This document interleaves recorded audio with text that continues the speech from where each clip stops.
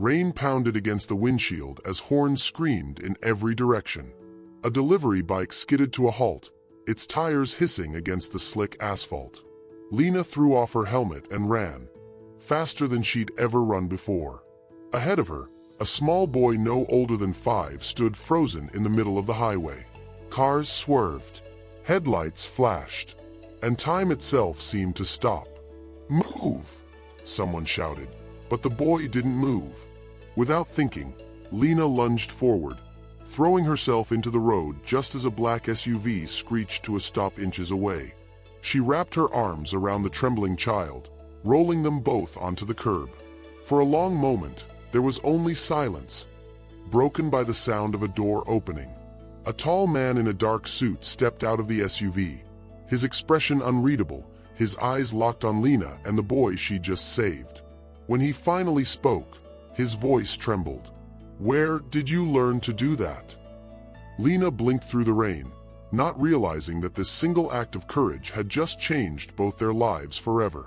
If this moment moved you already, stay with us and don't forget to subscribe, because what happened next will make you believe in second chances again.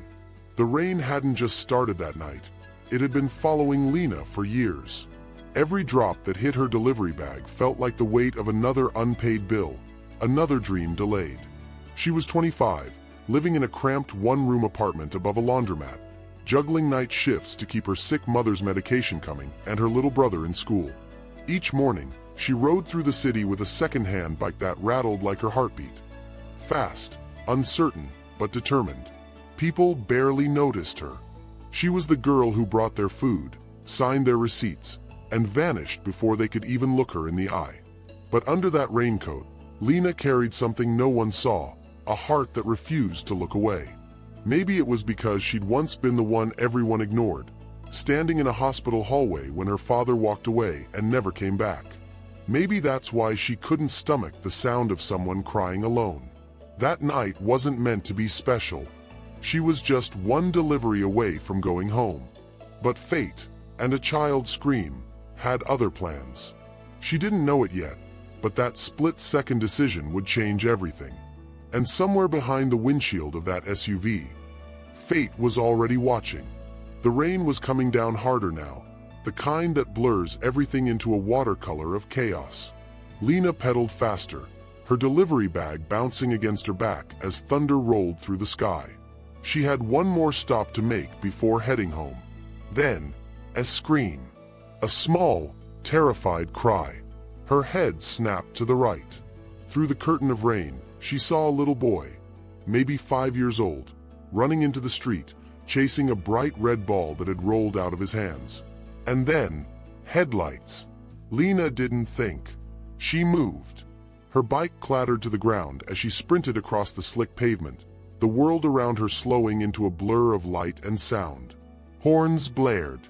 Tires screeched. She threw herself forward, her arms wrapped around the boy just as the car's brakes screamed inches away. The world fell silent. Her heart pounded against her ribs, rain soaking through her clothes as she clutched the trembling child to her chest. "You're okay. You're okay," she whispered, her voice shaking.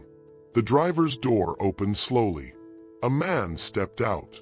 Tall, calm, his suit immaculate despite the storm. His eyes, sharp but kind, locked on hers. Lina's breath caught. She didn't know it yet, but she was looking into the eyes of the man whose life she had just changed forever. He knelt beside her, lifting his son gently into his arms. "You saved him," he said softly, almost disbelieving. I just did what anyone would do," Lina stammered. But the way he looked at her said otherwise. In that moment, under the rain and flashing headlights, two worlds collided, one made of marble and money, the other of sweat and survival. And for the first time in years, Lina felt seen. But she couldn't shake the feeling that this wasn't just gratitude. It was the beginning of something she didn't yet understand. When he asked her name, he didn't just repeat it. He said it like he already knew it. The morning after the accident, the city woke slowly, wrapped in a fog that softened even the sharp edges of Lagos traffic. Lina stood at her tiny window, the smell of instant coffee mixing with the metallic scent of rain-soaked dust. Her phone buzzed with an unknown number. "Miss Lina," a calm voice said. "This is Dr. Teo Cole. You saved my son yesterday." There was a pause. She remembered the man from the car, his face half hidden by panic, half by something deeper, almost shame. I just did what anyone would do," she said softly.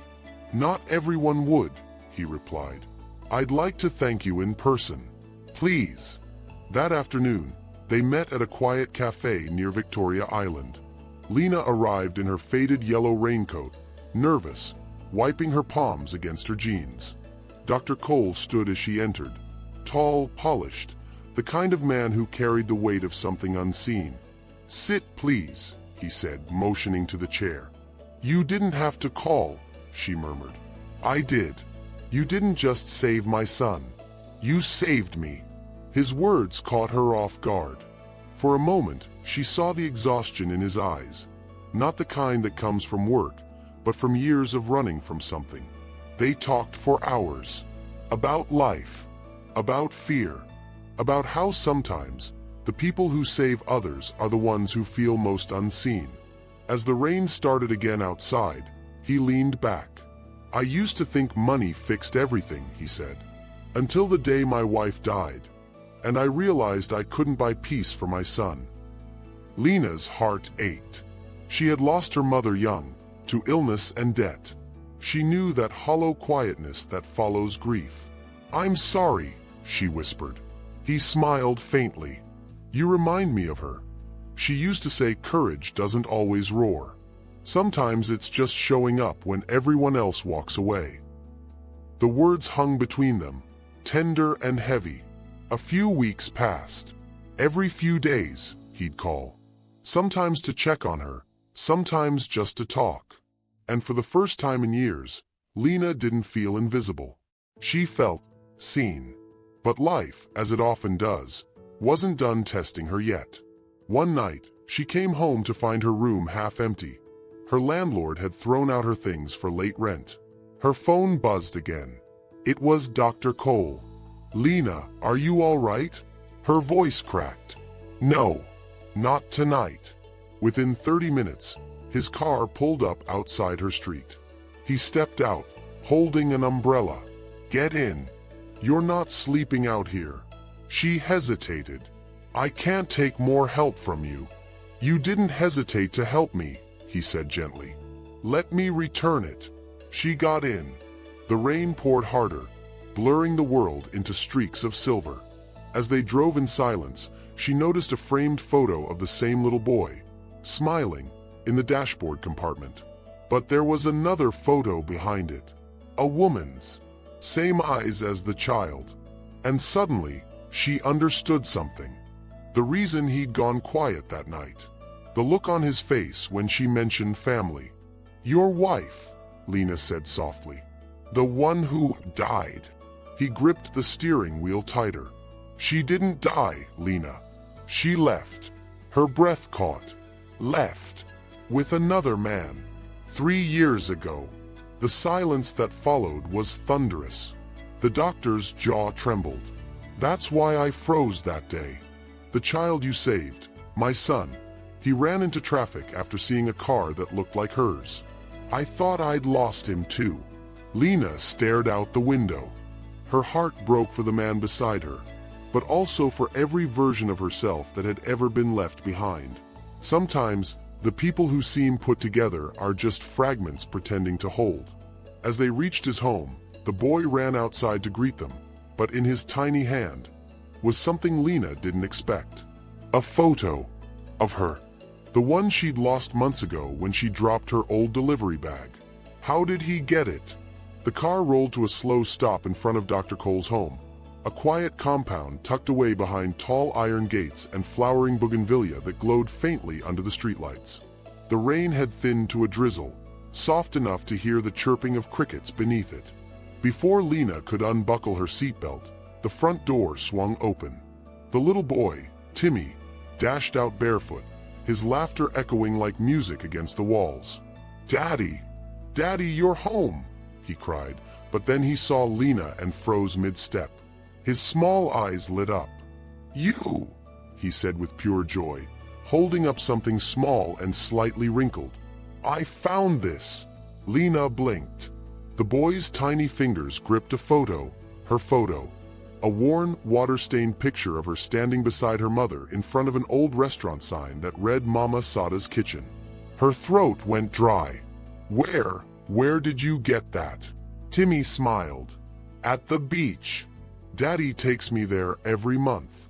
It was flying in the wind. I thought she was an angel." Dr. Cole's face turned pale. "At the beach," he whispered. Lina's heart started to pound. "That picture was lost 2 years ago," she said shakily. After my mother died." The doctor looked at her closely now, as though seeing her for the first time. "Your mother, what was her name?" She swallowed hard. Saad Afalayan." He froze. That name. It was as if the world around him stilled, and the rain outside stopped midair. He leaned back slowly, disbelief clouding his expression. "Your mother owned a small kitchen near Oberland?" Lina nodded. "Yes. We served construction workers and taxi drivers mostly. She was everyone's mama." Dr. Cole's voice dropped to a whisper. "Your mother once saved my wife's life." Lina's eyes widened. "What?" "She was 7 months pregnant when she fainted at that restaurant," he continued, his words trembling. "Your mother carried her inside, fanned her, gave her food, and wouldn't let her go until I came. I never forgot her face. Or her kindness." Lina's breath hitched. Her mother, that day, she remembered coming home late, her apron still stained with soup, saying, "Kindness is a seed, Lina. You never know when it will bloom again." And now, it was blooming. She covered her mouth as tears welled up. "You mean your wife, the woman who left?" He nodded slowly. "That's the one. And the son she carried that day." He looked toward the boy. "That's Timmy." Lina felt her knees weaken. The photo, the rescue, the connection. It was as if fate had tied a thread between their families long before they met. She sank into the nearest chair, trembling. "I thought I was just saving a child, but..." Dr. Cole finished her sentence softly. "You were continuing your mother's story." A silence fell between them. Deep, powerful, sacred. Timmy ran into his father's arms, clutching the photo. "Daddy, can she keep it? Please." Dr. Cole smiled faintly through the tears glistening in his eyes. "No, son. I think it belongs to her now." Lina took the photo back, her hands shaking. The edges were torn, but the faces, hers and her mother's, still smiled as if time had never passed. She looked up at him. "I didn't think life would ever give me something good again." He replied softly, "Sometimes, life repays debts in the most unexpected ways."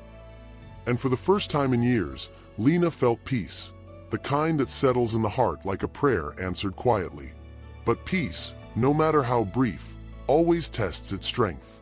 The next morning, a knock on her door shattered it, and the voice on the other side would change everything once again. The next morning, dawn broke gently over the city.